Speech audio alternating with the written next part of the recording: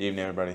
Um, Today I'm just going to talk about knowing when to take a rest day or a couple days at that. Friday, I did a 8 mile run, and I just decided to keep the pace up, and I was feeling really good with it. It was just everything was kind of just coasting. I was on cruise control, and I think I want to say it probably started to happen when I was closer, probably around the 5 to 6 mile mark. I may have lapsed my form a little bit, so now I have some Achilles. I can't really pinpoint it, but it's not lower in the ball. It's not in the midsection. It's just up higher. I think next time I'm just gonna make sure to do some light stretching on that part. My calves are pretty strong, so I don't think that's much of an issue. But anyways, I think I just summed it up as just too quickly, too soon. The pace before that I was running at was just sub 10, like maybe 9:30 on a good day, and this run was 8:30, 8:35 consistently, and it felt good. It felt good, but I guess it just was too much for me at this point. So today was supposed to be a 10 mile run. I did that mile run on Friday. Today's Sunday, and I'm just gonna give it a break.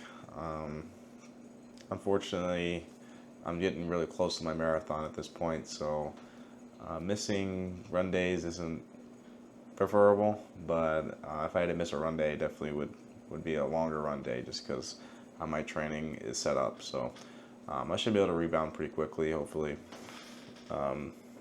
Next run will be on Wednesday, and that'll be a 9 mile run, and I'll just dial it back. I spoke with my coach before this, and really I wasn't supposed to do any speed work or anything too crazy, just because we're pushing that time frame really close to the marathon. It was coming off the injury and everything. I was at a pace of about comfortably probably 4 or 5 miles, and then I had a small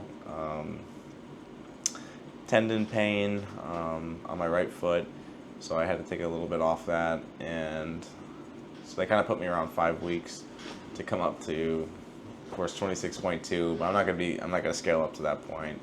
For anybody that cares, I'm gonna be 14, 16. Maybe if I feel good, I'll throw on an 18 towards the end of the week.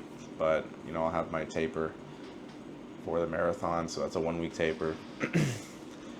And yeah, so it's not referable, but definitely don't want it to escalate into something else. And I know this is more of a bodybuilding, that's more of my focus is, but of course I like to touch on running. But this kind of goes for anything. If you feel a kink in your body,